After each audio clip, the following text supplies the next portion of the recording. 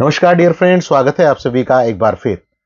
Friends, अगर आपको अपने एक जमीन के टुकड़े के ऊपर बहुत ही बढ़िया अपने लिए फ्रूट्स पैदा करने हैं और आप मार्केट जाते हैं, मार्केट जाके आप कहते हैं कि भैया मुझे बढ़िया किस्म के कुछ बीज दीजिए, मुझे ये फ्रूट उगाना है। वो शॉपकीपर आपको कई तरह के बीज दिखाते हैं, 4 या 5 तरह के। आप कहते हैं इनमें जो सबसे बढ़िया है वो मुझे दे दीजिए। आप उसकी कीमत उनको पे करते हैं और उन बीज को लेके अपने आ जाते हैं। आके आप उस जमीन के टुकड़े के ऊपर उन बीजों को डाल देते हैं बिना उस जमीन को तैयार किए हुए। तो क्या इस बात की संभावनाएं हैं वहां पे अच्छे जो आप बीज लेके आए थे, अच्छे किस्म के जो बीज थे, वो अंकुरित हो पाएंगे, वो फसल वहां पे पैदा हो पाएगी?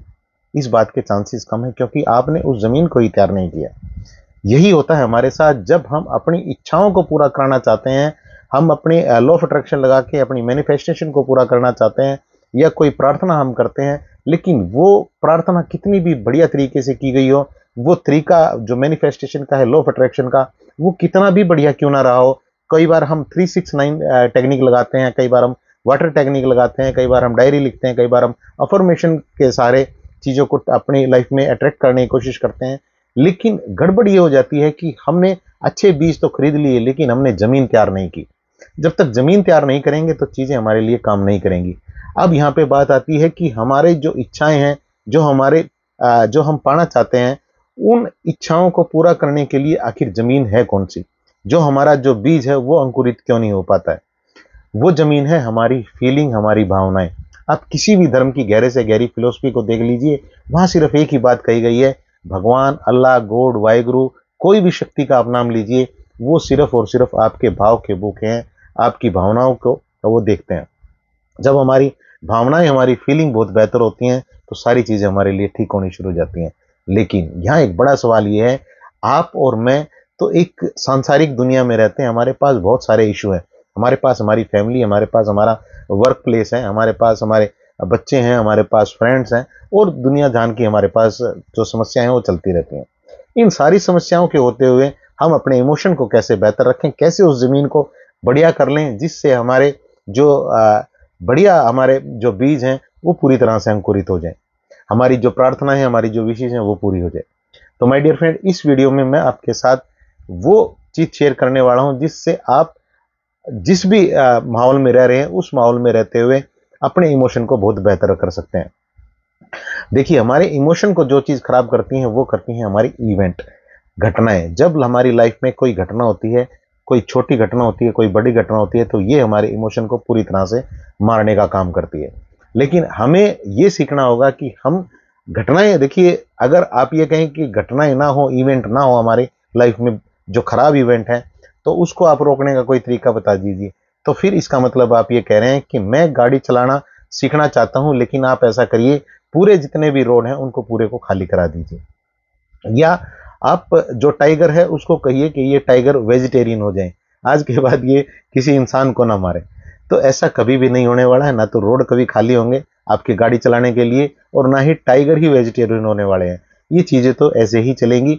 बस आपको वो टेक्निक सीखनी पड़ेंगी, अपने सबकॉन्शियस माइंड को उस तरह से ट्रेन करना होगा कि इन सारी चीजों के बीच रहते हुए भी आप अपनी स्टेट ऑफ माइंड को बहुत बेहतर रख पाए, अपने इमोशन को बहुत बेहतर रख पाए, ताकि आपकी जो मैनिफेस्टेशन है, जो लॉ ऑफ अट्रैक्शन है, जो प्रार्थना है, वो 100% आपके लिए काम कर सके। इस वीडियो में जो मैं आपके साथ खास चीज अपने इमोशन को बनाए रखने के लिए शेयर करने वाला हूं, उसमें आपको सिर्फ और सिर्फ एक चीज देखनी है कि जब भी कोई घटना आपके साथ होती है, बहुत ही ध्यान से इस बात को समझिए। जब हमारे साथ कोई घटना होती है तो हमें बचपन से सिखाया जाता है कि उस घटना के साथ लड़िए, उसके साथ दो दो हाथ करिए।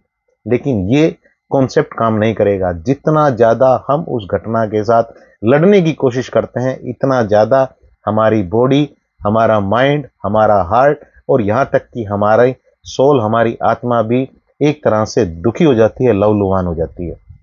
आपको ये गलती कभी नहीं करनी है, उस घटना से लड़ना नहीं है। पहला काम आपको यहाँ पे करना है कि उस घटना को एज इट इज स्वीकार करना है। आज मैं बहुत सारी चीजें इस बारे में मैंने पढ़ी है, मैंने सीखा है, मैंने अपने ऊपर इंप्लीमेंट किया है। लेकिन एक रियलिटी आपको बताऊं, मैं जब बहुत छोटा भी था, तो मुझे आज भी याद आती है। कई बार जब कोई इवेंट मेरे साथ होती थी, कोई घटना होती थी, तो मैं उसको एकदम से मान लेता था कि ये घटना मेरे साथ हुई है, और इतना करते ही बाधा, जो बोझ है उस घटना का, वो पता ही नहीं लगता था कि मेरे ऊपर है या नहीं है।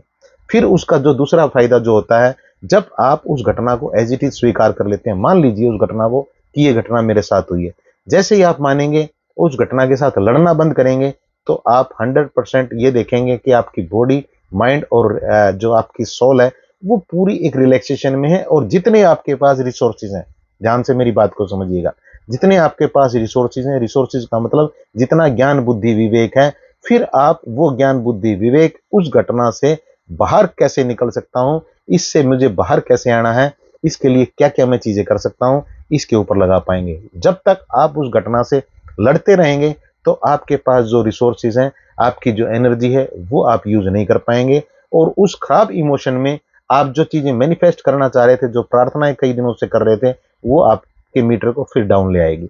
ये गलती नहीं करनी है। इसलिए जो भी घटना हो उसको एज इट इज स्वीकार करिए, बैठिए रिलैक्स होके, देखिए। दूसरा काम यहाँ पे एक चीज और कर सकते हैं। एक क्वेश्चन मैं आपसे करता हूं, आपने कई बार देखा होगा कि हम एक दूसरे को सलाह बहुत अच्छी देते हैं। हम एक दूसरे को सलाह अच्छी कैसे क्यों दे पाते हैं पता है? क्योंकि हम उस प्रॉब्लम से अटैच नहीं होते हैं, हम उस प्रॉब्लम से पूरी तरह से डी अटैच होते हैं। यही करना है आपको अपने साथ। जब आपके साथ कोई घटना हो रही है, तो पहला काम उसको स्वीकार करिए, दूसरा उस घटना से डी अटैच हो जाइए। डी अटैच कैसे होना है? डी अटैच ऐसे होना है, मानिए अभी मेरे साथ कोई घटना हुई और मैं ये फील करूं कि ये घटना मेरे साथ नहीं हुई है, मेरे अदर यू के साथ हुई है, जो मेरे सामने ही बैठे हैं। अब मैं अपने अदर यू को क्या सलाह देना चाहूंगा इस बारे में? मैं अपने अदर यू को बताना चाहूंगा कि इस घटना से आप लिखिए कि आपने लर्निंग क्या ली है। लर्निंग लेने के बाद अब इस घटना से बाहर आप किस तरह से आ सकते हैं, और इस घटना से आपने सीखा क्या है। बस इतना करते ही आपका जो सबकॉन्शियस माइंड है, वो आपको कहेगा ये लो सॉल्यूशन इसका, ये सॉल्यूशन इसका है, ये समाधान इसका है। और इतना करते ही आपके इमोशन पूरी तरह से चेंज हो चुके होंगे। एक चीज और जो हमारे इमोशन को मारती है, वो मारता है हमारा point of view. Point of view को समझना, नजरिए को समझना बहुत जरूरी है। कहते हैं ना कि नजर बदलिए नजारे बदल जाते हैं। इसी चीज को मैंने जो जिस तरह से सीखा है, मानिए मेरे सामने एक व्यक्ति बैठे हैं और जिनका नाम ए है, और एक व्यक्ति मेरे साइड में बैठे हैं जिनका नाम बी है। अगर मैं ए नाम के व्यक्ति से पूछूं कि भैया आपको मेरे कितने कान नजर आ रहे हैं, और यही क्वेश्चन मैं मेरे जो साइड में बी नाम के व्यक्ति बैठे हैं उनसे पूछूं कि भैया आपको मेरे कितने कान नजर आ रहे हैं, तो बी जो साइड में बैठे हैं बी, वो कहेंगे आपका एक कान नजर आ रहा है, और जो सामने बैठे हैं वो कहेंगे दो कान नजर आ रहे हैं। अब इन दोनों में, ए में और बी में, लड़ाई हो जाएगी। इमोशन एक दूसरे, ये दोनों ही अपने इमोशन को पूरी तरह से बर्बाद कर लेंगे। यही गड़बड़ हो जाती है हमारे साथ, जब हम कई बार लाइफ में अपने पॉइंट ऑफ व्यू के ऊपर ही खड़े होकर चीजों को देखते हैं, तो हम अपने इमोशन को खराब कर लेते हैं। जबकि अगर ये दोनों ही अपनी अपनी जगह को बदल लें, और बी वाले ए वाले की जगह पे आ जाएं और ए वाले बी वाले की जगह पे जाके देख लें, तो उनको ये क्लियर हो जाएगा कि यहां से मेरा एक ही कान नजर आ रहा है और सामने से मेरे दो कान नहीं नजर आ रहे हैं। इसलिए हमेशा अपने पॉइंट ऑफ व्यू के ऊपर मत अड़े रहिएगा। कई बार हम जब अपने पॉइंट ऑफ व्यू के ऊपर ही अड़े रहते हैं, तो हम अपने इमोशन को भी खराब कर लेते हैं और अपनी इमेज को भी खराब कर लेते हैं। इसलिए दूसरों की जगह पे जाके चीजों को देखिएगा। यहां आपका एक क्वेश्चन आएगा कि दूसरे तो नहीं देखेंगे, आप तो शुरू करिए, आप तो देखना शुरू करिए। जब मैंने दूसरों अपने पॉइंट ऑफ व्यू से ही चीजों को देखा, तो मुझे वो रिस्पेक्ट नहीं मिलती थी। अब मैं दूसरों के पॉइंट ऑफ व्यू से जब चीजों को देखता हूं, तो मुझे वो रिस्पेक्ट भी मिलती है, और दूसरे भी मेरे पॉइंट ऑफ व्यू से चीजों को देखते हैं। ये 100% होगा, लेकिन आपको शुरुआत अपने आप से करनी होगी। भाई सीधी सी बात है, इमोशन तो आपके ठीक हो रहे हैं ना, तो आप अपने इमोशन को ठीक करिए। दूसरे करेंगे या नहीं करेंगे, उस बात को छोड़ दीजिए। इन तीनों टेक्निक से आप अपने इमोशन को बहुत बेहतर रख सकते हैं। आपको पहले स्वीकार करना है जो भी गलती हो, लड़ना नहीं है उसके साथ। दूसरा, डी अटैच होना है उस प्रॉब्लम से। सलाह देनी है खुद को ही उस बारे में, क्या सीखा है, कैसे इससे बाहर आ सकता हूं। सबकॉन्शियस माइंड फटाक से आपको बताएगा। और तीसरा, आपको पॉइंट ऑफ व्यू दूसरों का भी देखना शुरू करना है।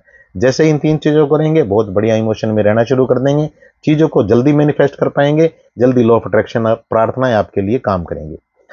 अगर कोई डाउट है, किसी तरह का कंफ्यूजन है, नई चीजों को क्लियर आप कर पा रहे हैं, तो और ज्यादा क्लियरिटी के लिए मैं 1 घंटे का जो एक सेशन देता हूं लाइव व्हाट्सएप के ऊपर, जिसकी कॉस्ट बहुत कम है। लिंक आपको इसमें मिल जाएगा, आप उस पर लिंक पे क्लिक करके अपॉइंटमेंट अपनी फिक्स कर सकते हैं। इसमें मैं आपकी काफ़ी हेल्प कर सकता हूँ। और इस वीडियो से आपने क्या सीखा कमेंट में ज़रूर लिखिएगा। इस वीडियो को शेयर भी करिएगा। जो नए लोग हैं वो चैनल को सब्सक्राइब कर लीजिएगा। Thank you very much.